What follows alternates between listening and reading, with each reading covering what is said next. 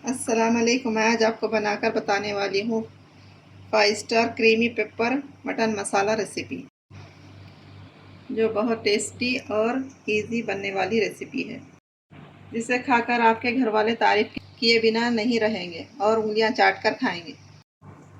चलिए स्टार्ट करते हैं। मैंने यहाँ चूल्हे पर कुकर रखा है। 5 टेबल स्पून ऑयल डाला है। अब हम इसमें 2 मीडियम साइज़ की प्याज डालकर भुनेंगे।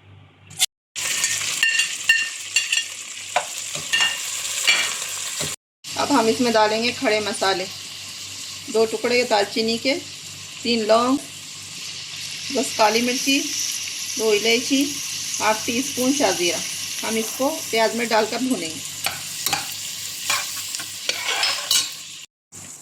यहाँ प्याज का कलर थोड़ा सा गुलाबी हो गया है। अब मैं इसमें 2 टेबल स्पून अदरक लहसुन डालूँ।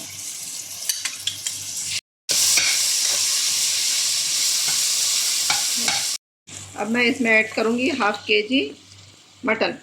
बोनलेस है, यानी बगैर हड्डी का गोश्त है। आप चाहे तो हड्डी का भी ले सकते हैं। हम इसमें ऐड कर देंगे। अब मैं इसमें 1 टीस्पून नमक डाल रही हूँ। आप अपने टेस्ट के हिसाब से डाल लीजिए। और मैं यहाँ थोड़ी हल्दी ऐड करूँगी।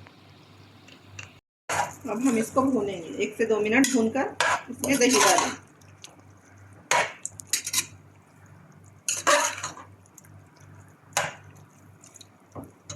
दही ऐड करूँगी। दही 130 ग्राम है, यानी आधे कप से थोड़ा कम।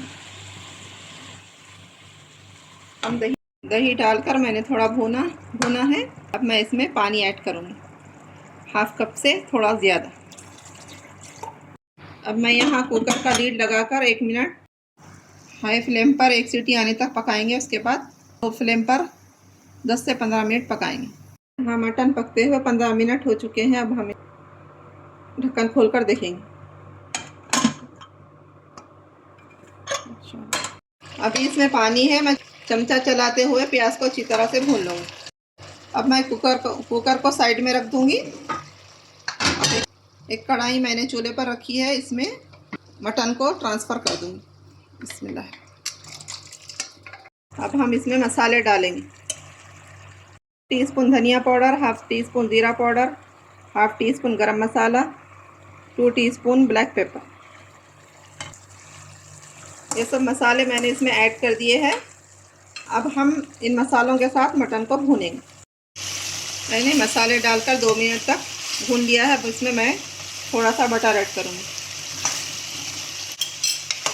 इससे मटन का टेस्ट अच्छा आएगा। अब हम इसमें ऐड करेंगे 3 टीस्पून क्रीम ऐड करके मटन को हम तेल सेपरेट होने तक भूनेंगे। यहाँ हमारा मटन पककर रेडी है। अब मैं फ्लेम ऑफ कर दूँगी। यहाँ हमारा 5 star hotel creamy pepper mutton masala बनकर रेडी है। आप इसको एक बार ज़रूर ट्राई करिए। जब आपके पास मेहमान आए तो इसको ज़रूर बनाइए। मेहमान आपकी तारीफ़ किए बिना नहीं जाएंगे। अगर मेरी रेसिपी पसंद आई है तो मेरे चैनल को लाइक शेयर सब्सक्राइब ज़रूर कीजिए। दुआओं में याद रखिए। अल्लाह हाफ़िज़।